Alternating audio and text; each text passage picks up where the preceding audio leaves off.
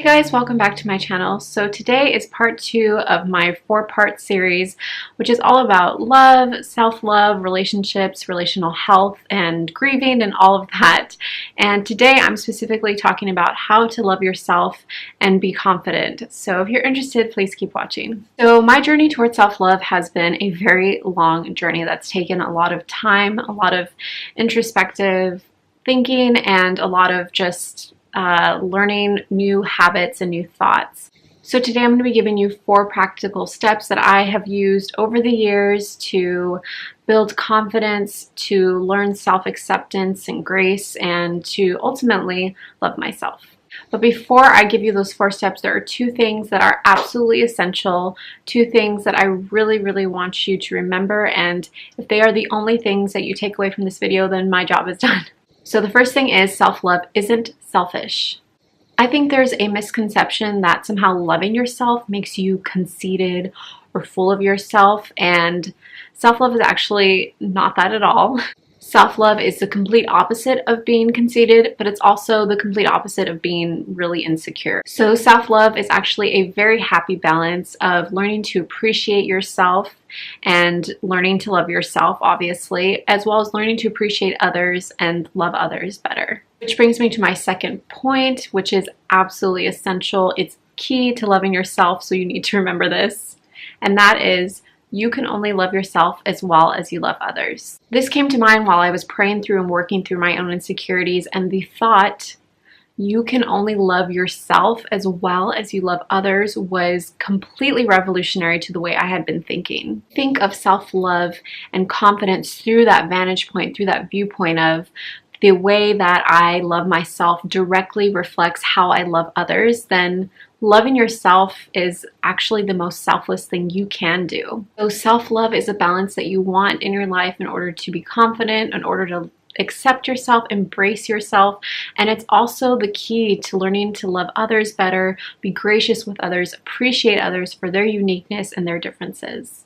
So with that knowledge, let's move forward to my 4 steps. So step 1 is to change your negative thoughts and self-talk. For me, I endlessly compared myself to others, and whenever I compared myself to another person, I was always not as pretty, not as smart, not as creative, not as thoughtful, not as nice, not as generous, not as kind, not as beautiful, like whatever it is that you can possibly think of. Whenever I compared myself to other people, I just never measured up. I always tore myself down. I always made me feel less than worthy, less than good enough. I just had this negative thought pattern where I was just so belittling to myself. I dug a grave for myself and was being buried alive by my own negativity. And there came a point in my life where I realized that I did not want to live this way anymore. And I was becoming self-aware enough where I began to realize just how terrible my thoughts were. I really wanted to change my thinking patterns, and what I really wanted was freedom. So I came up with these 2 mantras that basically became the armor that I wore to combat all these negative thoughts. And the first mantra was, comparison is the thief of my joy. When I began to realize and accept that whenever I compared myself to another person, I never felt good. I always felt depressed, sad, defeated, discouraged, all of those things. It was just robbing me of any joy that I had in my life, and I just knew that I didn't want to live that way. I didn't want to succumb to these thoughts. I didn't want them to rule my life and rule how I felt and how I lived. And the second mantra is, comparison is a cancer to my soul. When I began to see comparison as not only a negative thing, but an incredibly self-destructive thing, and something that was literally bringing death into my spirit, into my soul, into my mind and body, and just like my whole personhood, then I just thought, you know, I can't accept this. So whenever I started to have those thoughts, and at this point they were a habit, they would just, pop in and out of my brain left and right. Oh, I'm not as pretty as her. Oh, I don't dress as cute as her. Whatever it was, immediately I would combat that with, comparison is a thief of my joy and comparison is a cancer. And I really just began to retrain my brain into thinking differently about comparing. Now, for you, insecurities may look different, so I encourage you to kind of self-evaluate and begin to become more self-aware of how are you being destructive with yourself. Are you a negative self-talker like me? Do you compare yourself to others?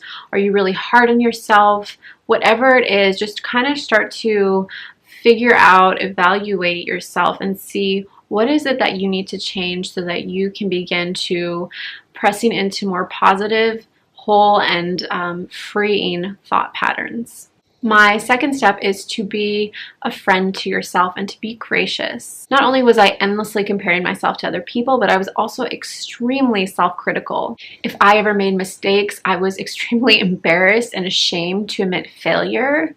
When I needed help, I thought it was weakness to ask for it. And when I felt like I couldn't do something, I felt so bad about myself. I felt like, oh, I should be able to do this. I should be able to figure it out. And instead of just like admitting that it's okay, you don't know how to do everything. Until one day I was talking to a friend, she's actually a mentor of mine, and she just told me, I feel like you're being really hard on yourself. And I don't know why I hadn't ever thought of that, but I hadn't. And I just took a step back and I realized, wow, like I'm being incredibly critical of myself and really hard on myself. I'm expecting perfection.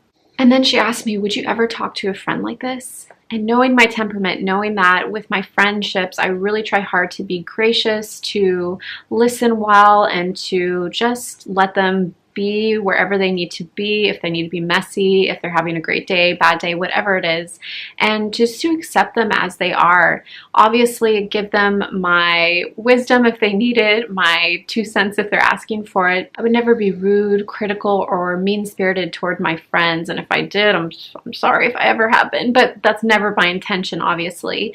And I realized that in order to start loving myself better and to build up my confidence, that I had to start treating myself like a friend. Really what that just looks like is being gracious with yourself and listening to yourself, listening to your emotions when you're having a good day, a bad day, a frustrating day.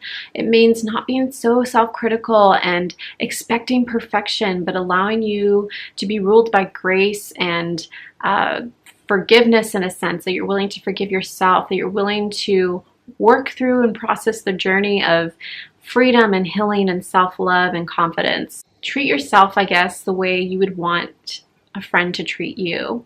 And I expect that most of us would want friends that are nice, kind, gentle, gracious, loving, supportive, all of that. So like I've been mentioning, embracing yourself is really when you begin to start changing your narrative. My narrative had always been self-critical and negative, and for once I was learning to change those thoughts and those thinking habits. I was learning to not be so self-critical, but to speak to myself in a way that was loving, supportive, and encouraging. And out of that place, I started to embrace myself. I started to embrace my failures and my weaknesses.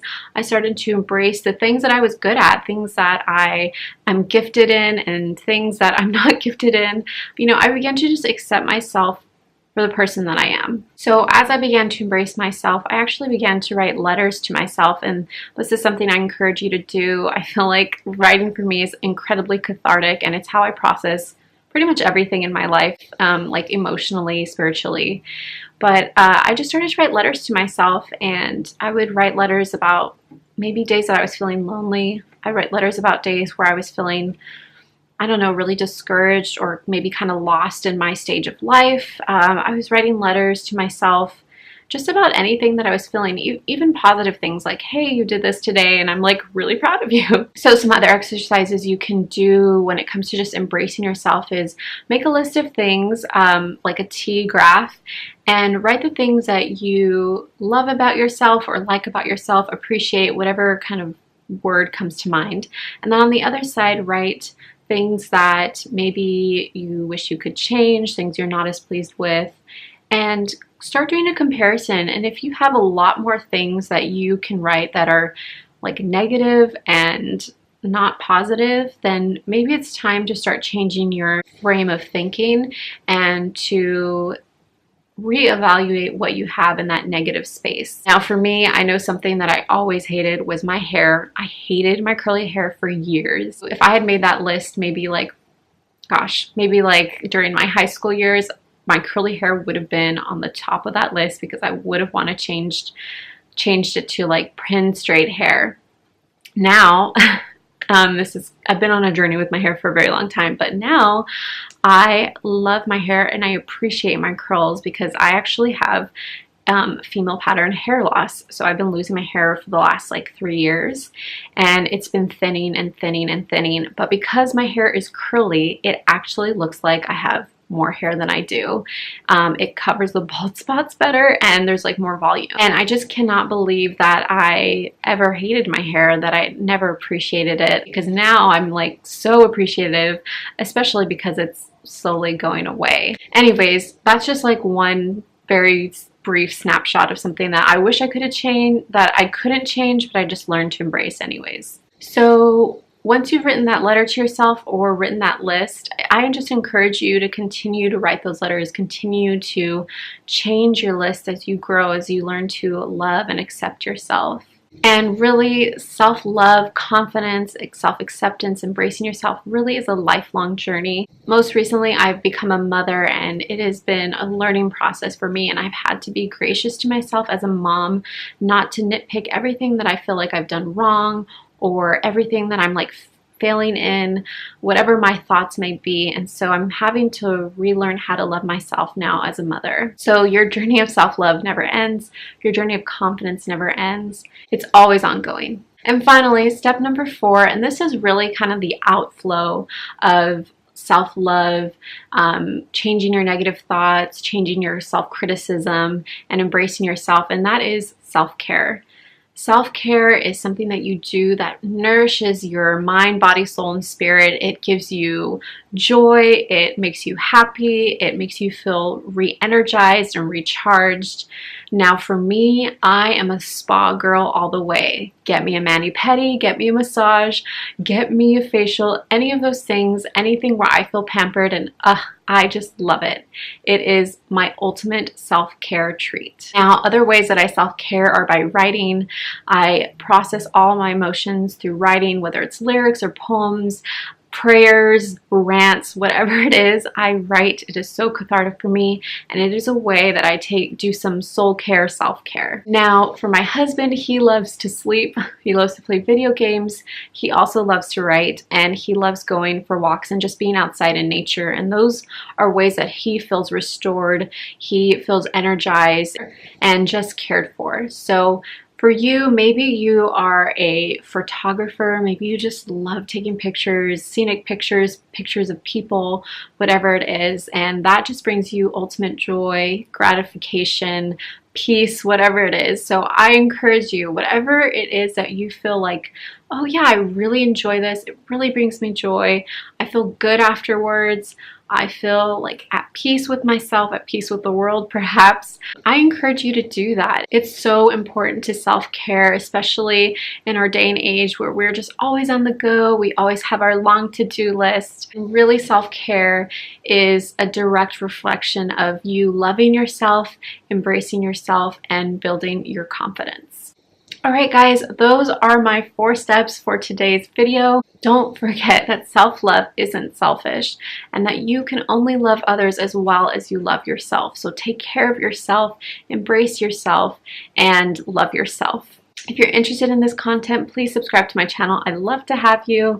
And with all that said, I will catch you next week. Bye.